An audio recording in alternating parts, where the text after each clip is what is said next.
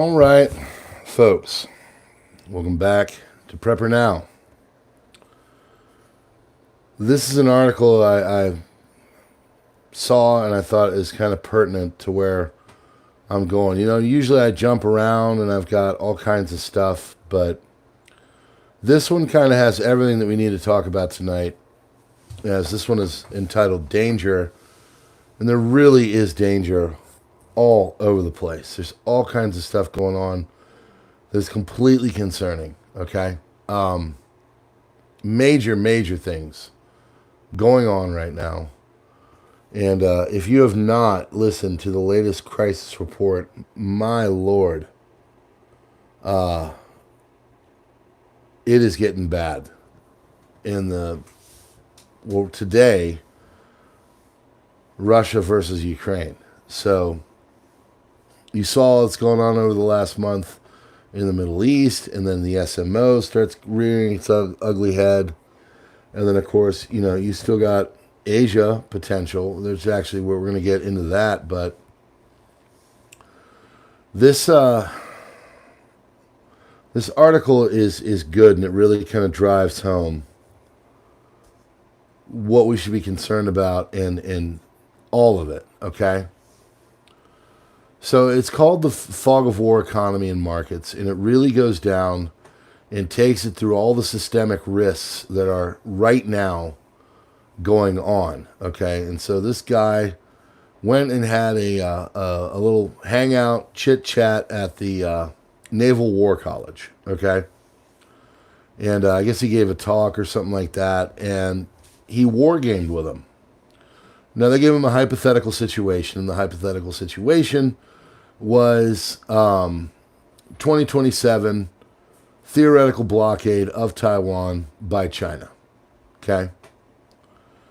So he got to sit there and watch them do everything and watch the way a war would unfold. And he basically said it was very eye-opening. And the biggest concern that he had was just how quickly things slip out of control. Okay? So, as he put it, he said it was eye-opening to see how easy it was to slip into escalation as one nation's deterrence was another's provocation.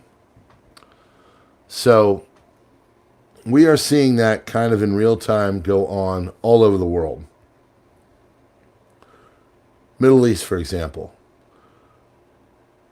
You ask how the hostages are being dispatched, each side will give you a different story. Hamas will say it's because of the Israeli bombing and that they would just get out of our backyard, everything would be okay. Israel says we have to deal with this now because they're in our backyard and they're approaching us and now they're doing nasty things and these hostages are instant and they're dying because of Hamas, okay? Fog of war, as he says. And I said that tonight, and it's really going on. You ask the Ukrainians, what's going on? Well, they're saying, well, they took, large portions of the Donetsk and Lugansk and, Zaporozhye and other regions in areas on our east. And so we're going up into Sumy, and we're going into Kursk, and we're going into Belgorod. And we're going to, take those areas, and then we'll negotiate. If you ask Russia, Russia would say, oh, well, we were taking and putting in a buffer zone because we've asked for many, decades for the expansion of NATO to stop. And so we went in for our SMO because there's a lot of ethnic Russians in this area. There's effectively a CW going on, and we wanted to create a buffer zone because NATO didn't do that. And now they are invading our regions to the north of us, and this is a serious provocation. So as you can see, one person's, provocation or whatever is another's deterrence, okay? Ukraine would say, oh, well, we're doing this because it's going to cause the deterrence of them taking tens of thousands of troops from the Donetsk and putting them up north. You get the point, Everything is sliding out of control. Today is the 85th anniversary of World War II. Okay, September 1st, 1939, September 1st, 2024, right? 38 million civilians died in that. Technically a 6-year war. September 1st, 39, into the dropping of the bombs in Japan in August of 45, if I'm correct on my numbers, I'm pretty sure. All of this is spiraling out of control. 38 million civilians died. All of this is escalating. All of it. So what's going on today? Effectively, Ukraine is taking all of our weapons that they have gotten from the United States, from NATO, from Germany, from Netherlands, from wherever. And they are now starting to strike anything that would have a lot of damage in the Russian region.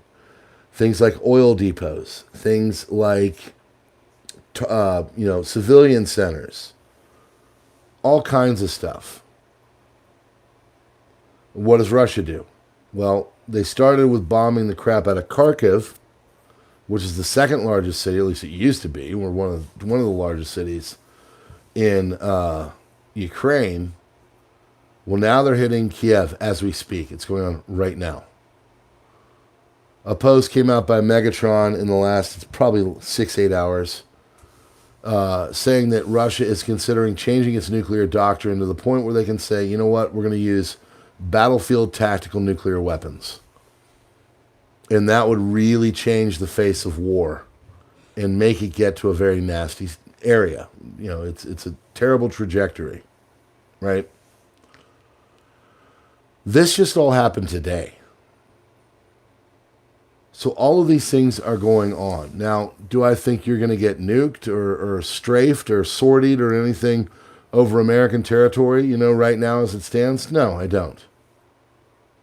There was an EAS video, I don't know if it's fake or not, that went out there. It was very concerning to see, saying that, cities are about to be hit. It's probably BS, right?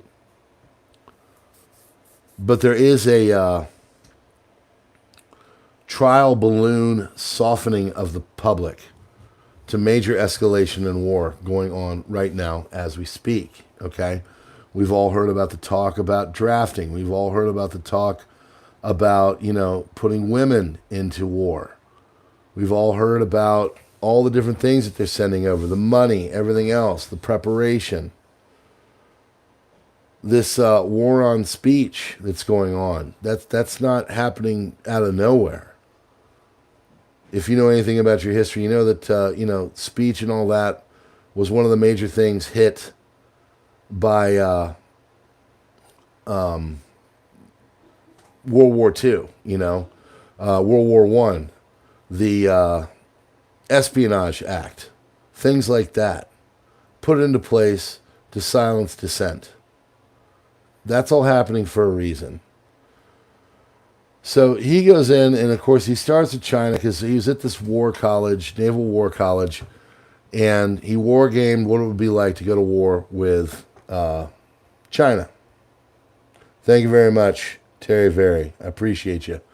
By the way, if you want to come and support what we're doing here, $2 a month gets you intel on the backside. Earlier I put a post that there's major things going on in Ukraine, and that tonight's report was going to be very worrisome, and you should check it out. So we all know that things with China could get out of hand, but right now China is a very old civilization. They know how to play it cool, and they're playing it cool. But what's it over? Well, chips, really, tech is kind of where a lot of the source of conflict between America and China really bridges from, okay? So Taiwan is a major chip manufacturer. China would like to take in there. They consider Taiwan to basically be one of their, breakaway, provinces, but still under a one China policy. Well, Taiwan sees it differently. America sees it differently, even if off the top they say, oh, no, this is one China, whatever. But as stands right now, Taiwan is basically its own country. Chips are a major thing that would push China into taking Taiwan. Currently don't think that's going to happen. If they don't really fire things off by September, they kind of miss their window because of a lot of different, things with the environment and, the weather. They could still try to do something, but it'd be much harder. Taking Taiwan, it would be very not easy. It's a very mountainous region. They have a lot of air defense. They have a lot of artillery, a lot of different things that they could do to counter and deter and also cause some major stuff on the mainland. But I digress. From there, what people really around here, how does this affect you? The economy is first and foremost really on its last legs. I mean, we are majorly having problems in our financial markets, in our companies starting to get rid of people every day. You hear of some new major company that's getting rid of 500 to 5,000 people. All this is going on. All of us are seeing inflation in the grocery stores. Who's that? Film Zealot. Thank you so much, man. Thanks so much. So we're seeing inflation. I said on the crisis report, I was really blown away yesterday, folks. I got to be honest with you. We go shopping and everything, and I do the bulk of it because of my background and, restaurants and everything. My wife's trying to do a real big push on cleaner eating and, not eating processed meats and stuff like that. We're doing, health walks every night. I'm 39 pounds down from where I was on May 1st, and I'm doing everything I can. I mean, I still have, more to go, but I've gotten off the Rona weight. Now I'm trying to get the dad weight off. And a major motivator for all that is because I see a lot of really big, major problems on the horizon, and I have to be as healthy as possible to steward my family through this, for lack of a better way of putting it, shitstorm that's coming. Thank you, Kevin Grip, as always, man. You're so good to me. Inflation is major. We went shopping yesterday. So we went to Aldi. Aldi, we're pretty good usually. And we're going through it, and we start, and the way our Aldi is laid out, and they're all different, but kind of the same. It's just kind of a loop. You start off and you've got like the fruits and vegetables, right? So we go through there and we start getting our stuff and instantly start to notice that like the fruit prices are higher. And then we get to the bread, because the bread follows the fruit prices. And the bread, sourdough loaves of bread for $4.99. Bagels that used to be, $1.19 are now $2.99. The bagel thins, I like to get those and make, sandwiches for my breakfast to eat on the way to work. They used to be like $1.39. Now they're $2.79. I mean, everything is doubled in price. And the coup de grace was the eggs. And that's when I was like, holy crap. Like, this is nuts now. Now, of course, there is a shortage of eggs. We're at Sam's Club, too. We did, all of our shopping. We go to 3 different stores. And Sam's Club had, limit 2 per customer on eggs, whatever it may be. 18-pack, 36-pack, the big Super Daddy, whatever. You only could get 2. $3.77 for a 12-pack of eggs at Aldi. I remember when it was 79 cents, folks. And I'm not talking like when I was a kid. I'm talking like 4 years ago, 2020, 2021. I mean, that is astronomical. That defies economic anything. we are pretty well put together in this family. My wife has a great job. She works hard, very secure. You know, unless I do something crazy, my job seemingly seems to be secure. I've got side hustles, YouTube being one of them. I play music. The music has really been going well. I've played basically every weekend for the last couple months. You know, making extra money that way, and everything is okay. But even we are like feeling the pinch. And I don't know how people that are in jobs that, are hourly or are not making consistent solid wage, or if someone has just got laid off, or someone just lost their job. I don't know how people are going to do it. I mean, I remember the $19.99 or $19.99 oil changes. They're darn near $100 now in some places. I scour Groupon to get my oil changes there because, I don't want to spend $80, $90 on an oil change. Everything has gone way too much. It's all getting up. And of course, now the consumer is basically strapped. Now they'll come out and they'll say, "Oh no, everybody's fine. Everybody's everything's great," and the consumer's got confidence. Do any of you believe polls? I certainly don't, because I see what I'm seeing on the street every single time we go out and we buy food, we buy anything. Even the people behind the counters are like, man, I can't believe the price of this now. This is just crazy. All of it. But the problem is that our jobs are not increasing in wages. The fight against inflation has largely been lost. And now they're getting ready to start cutting rates because the housing market is basically at a standstill. So one of the things I saw in here that I thought was extremely concerning, but at the same time, really, indicative of what we're seeing now. 57% of all year-to-date jobs are statistical fakes, thanks only to the birth-death adjustment. So now these are not jobs that people have. These are jobs that were supposedly created. We all heard about the almost million-person adjustment that just happened. And the funniest thing is I read a thing over on the Crisis Report, and basically what it said was Democrats are more enthused to vote because it's not Joe, it's Kamala.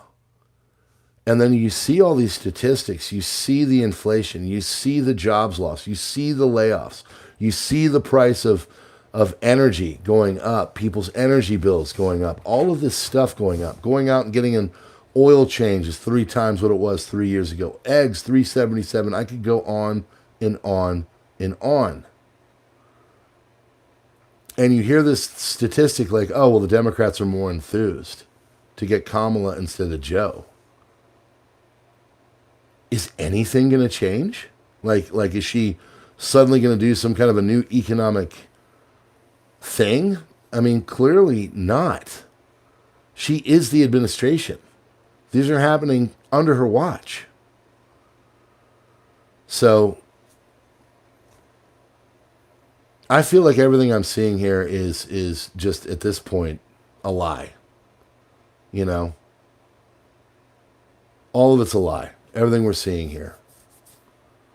So it goes on and it starts to talk about, it goes into economics, which is important. Unemployment rate has been ticking up. They, of course, did the million job thing over the last year. They have the SOM rule, as it's called, which I can't explain that. You'll have to look that one up. I won't give it a good justice. But basically, I'm pretty sure it means that, like, as we go, the more the unemployment rate rises, the more chances of a recession basically start to take hold. Okay. Jolts, which are people leaving their job for a better job quits for rehires or new hires, It's all going away. Like it's not good because people can't find the better job out there. People are just merely, losing their job, and then, they either can't find anything, so they got to go on to onto unemployment, which is raising the numbers, or they get 2-3 jobs, which of course the administration is going to use to show that, oh, look at all these jobs being created, when you're like, well, no, that's someone having 2-3 jobs. So all the economic stuff coming out is really terrible. Now, to get back to the doom, I know you guys like the doom. I like the doom too. What's going on, folks, is with all of this craziness going on all around the world, and then you throw in a very tepid economy, just weak as all get out, not able to handle, the unemployment rate going on, layoffs rising, food, gas, daily, goods, all exponentially better or higher, more expensive than they were just a few years ago. You take all of that in this really weak economy, and then you kick it square in the nuts with an escalation of a regional war in the Middle East, or more of a regional war, or the joining in of an Article 5 of NATO, or,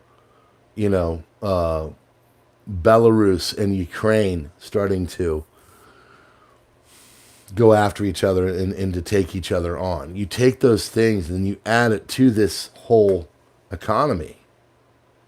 It's bad. I mean, it's the kind of thing, it's like they say, a recession is when your neighbor loses his job, a depression is when you lose your job. And that's where we're trending right now. So he goes on to talk about, understanding the difficulty, and with all this data, and the data is eye-watering. It's not easy to read. They make it nerdy and stupid, or not stupid, but nerdy and wonky for a reason, because they know that the devil's in the details. My father told me a long time ago, he said, son, everything comes down to money. And it really does. It really does come down to money, unfortunately. All this stuff is getting worse, and it's because basically our debt-based economy is just too far gone. They have created, they have printed, they have manufactured all of the dollars they can. And now we're to a point where they can't really do it anymore. And we're getting to the end of the road. And that's why war is coming. So he says he's in the bumpy landing, not a hard landing, but every time you talk to these people and these economists, they get a little bit more dire in their predictions. Imagine if there is like a major flu season this year and something goes on there. Imagine if, one of these other diseases really starts to get rolling. We've had a lot of mosquito-borne diseases really kind of rear their ugly heads. The Porsche or whatever, I can't remember the name. That's got a fairly high fatality rate. West Nile, Fauci just got it. So you take something like that, something out of left field, and you combine it with war in a really terrible economy. It's a recipe for just, depression, really.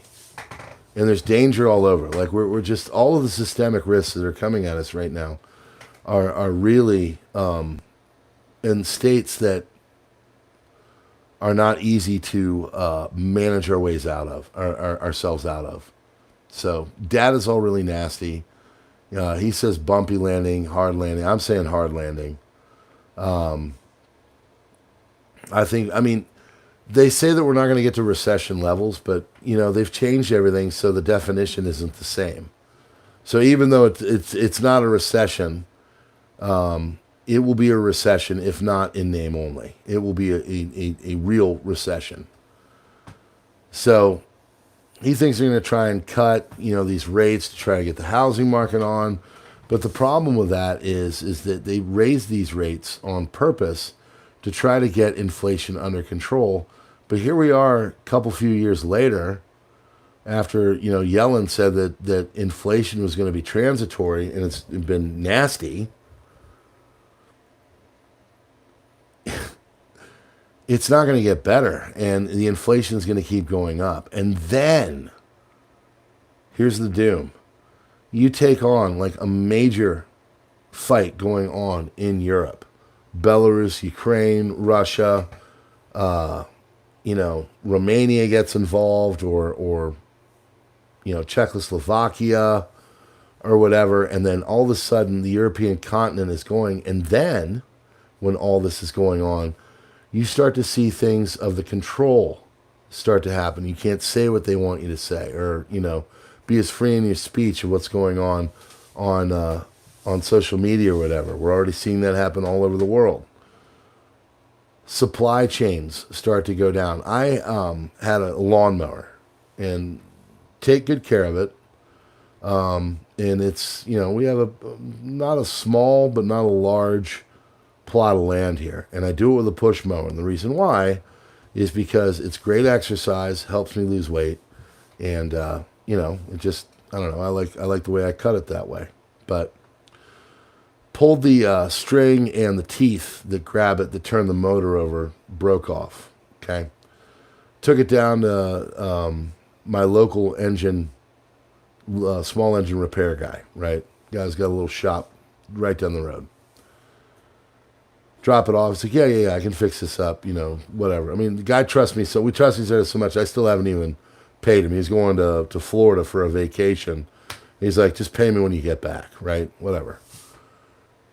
Gets the thing, and for 2 weeks, he couldn't get the part. I mean, this is a very mundane part on a very normal Briggs & Stratton motor. And he couldn't get the part. He had to wait. I mean, we're starting to look at the third week. And finally he got it. And, go pick the mower up. He had other things going on too. So he's like, whatever, we'll take care of it here when I get back, blah, blah, blah. And it just shows you right now, even the most basic things, even right now, supply chain wise, are tough to get. Now, I don't know where this thing came from. I don't know what's going on with the manufacturer. I don't know if it's from China. I don't know. But this is a part that used to be at the ready and was there within 24 hours tops. Now you can't get it within 2 weeks. And this is all kinds of stuff like that. I'm sure there are people out there that have horror stories about trying to get their cars fixed and not being able to get parts. All kinds of stuff is really, and so you take all this going on, and then a major conflict, supply chains are going to really start to become a problem. And basic parts like that lawnmower part are going to get tougher and tougher to get, to the point where there's going to be certain instances where we can't get them.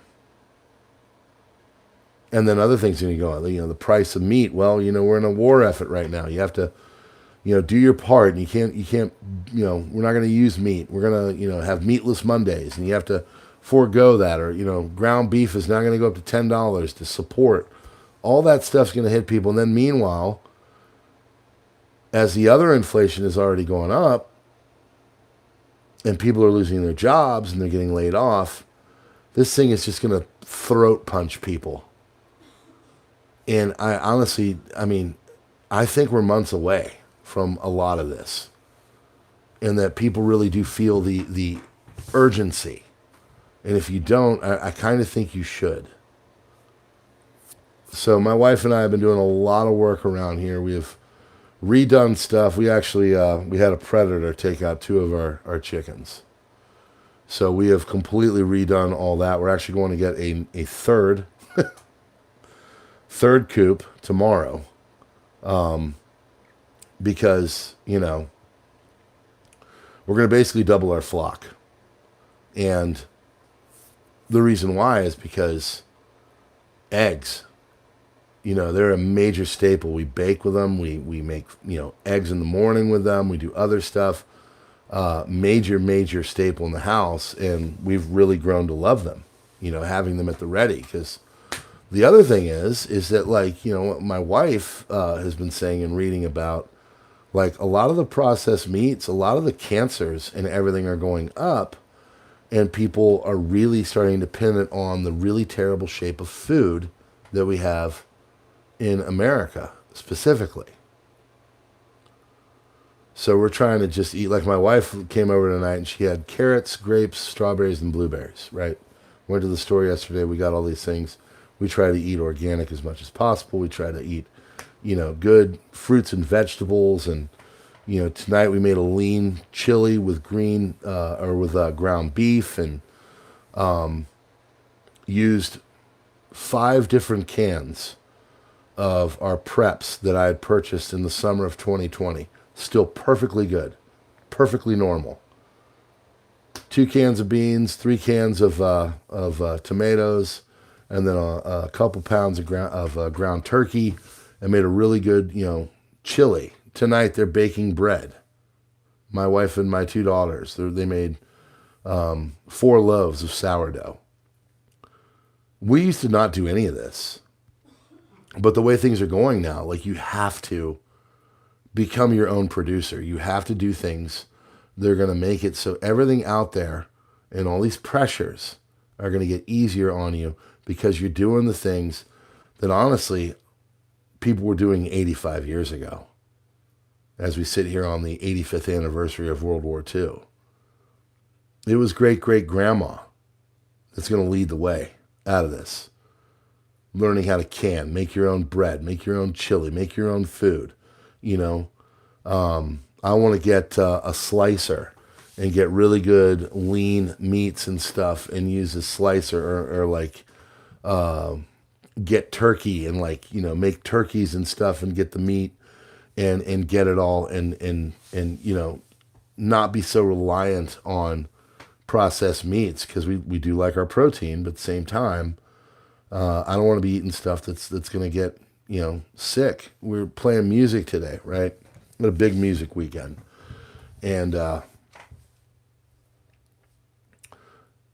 2 of the members, one member just lost his mom. Another member's dad just got diagnosed with leukemia.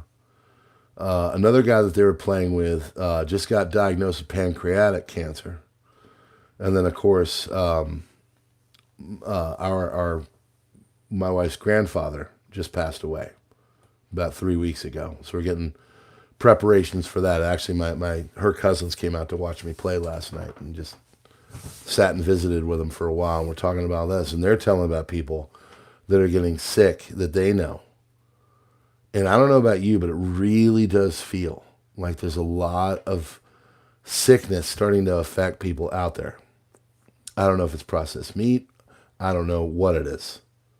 But I don't know if you know, but I think our lives are really being, we're really having a lot of, like, nasty stuff pushed onto us, whether that's food, lifestyle, culture, whatever. It's never been more important to be healthy. It's never been more important to produce your own stuff, or to grow your own stuff. You know, this year I didn't do a garden. I'm growing 1 tomato plant. The thing is just bursting at the seams. And next year, I mean, I'm going to be doing major gardening. That's the only thing this year that we didn't do. We're up in our chicken game. We're up in our meat game and everything. We just redid the backyard. I got to secure it, and I got to figure out what this predator is. It's either a possum, a fox, or a raccoon, but its days are numbered, to say the least. So,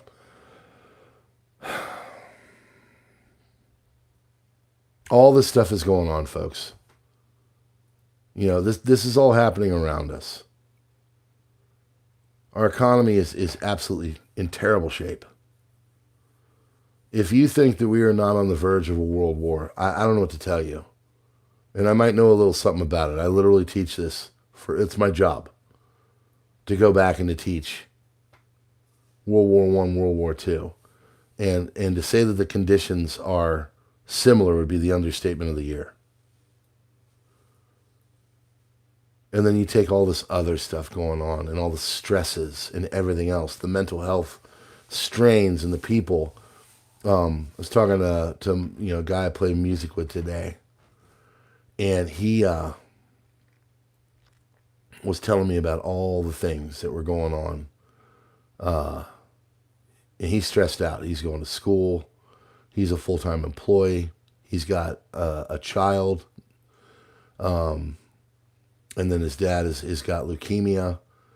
And all of these things are really just starting to weigh on him, He's stressed. So I'm sitting there, I'm like, all right, I'll be your emotional lightning rod, man. Dump. Go for it.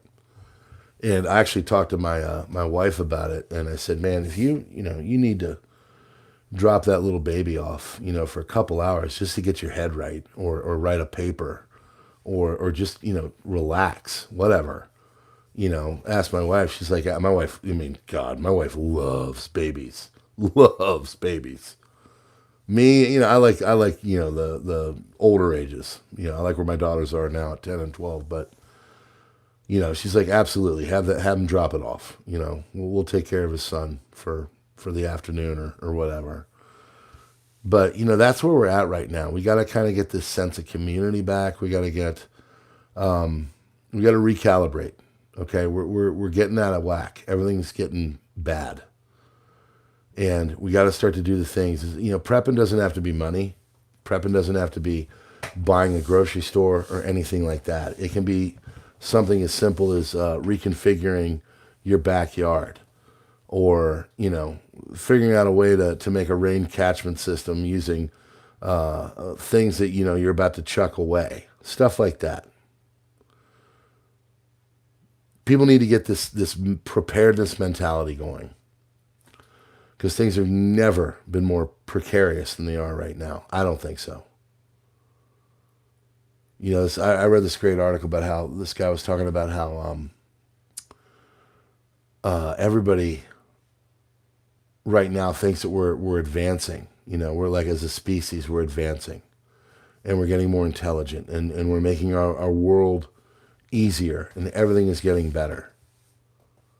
And the fact of the matter is that is not true. Our world is getting more complicated. Our world is getting more stressful. People are at odds with each other. People don't know how to communicate with each other anymore. I mean, there's an instance every day where I'll be talking to someone and I'll just be like, wow, this, it's like this guy's never spoken to anyone before. Our world is increasingly getting onto online. We're increasingly reliant upon, technology and everything. People. I mean, if you were to take me to one place once, if I was going to a new place, and you're like, okay, we got to go there, and I drove, an hour away, and I went back, I don't need GPS again. I got this kind of really good sense of direction from my dad. But there's people now that they have no clue where they are directionally. And you'd be like, hey, go over here, take this left here at this street, and you'll see a gas station, then take a right, and you'll be there. And just totally lost. No clue. We're becoming too reliant on tech. We're becoming too reliant on government. And right now they're taking us to a lot of really dangerous places. And we're going to have to do everything we can to become as self-sufficient as possible. So if there's one message I leave with you tonight, with all of this going on, from the craziness of the war, the craziness of the inflation, the craziness of just life in general, it's take it one day at a time and keep doing things to advance your position, whatever that may be, whether it's in a job, in life, with your significant other, with your neighbors, whatever. And do things right now and be proactive to increase your preparedness and decrease just, your situational awareness of all that's going on around us, because it's a lot. All right, friends, we're going to cut it off on that one. I really appreciate you being here. Thanks so much to my mods, like Mamacita. Thanks so much to the people that are the membership, like Bad Bobber and others. I really appreciate you. I know that you're giving out of the kindness of your heart. You don't have to do that. Mamacita isn't being paid to be here. She's here because she's awesome. You know, I really, really, really am lucky with the people that are surrounding me in this channel. So I appreciate your support. If you're liking what we're saying and talking about here, you can support as a member. It's $2 a month. It's less than the gas station coffee. You get some intel in the background. I put a post tonight. If you want some craziness going on, the things that are becoming tougher and tougher to see in our increasingly censored world, please feel free to check out the links in the description. I am all over the place on Gab, X, Minds, Truth. And then, of course, for $3 a month, there's a really crazy information that can get you booted off of other platforms. That's on Subscribestar and Locals. Friends, stay safe out there. As old Brad says on Full Spectrum Survival, keep watch. All right. God bless you all. We'll see you on the next one.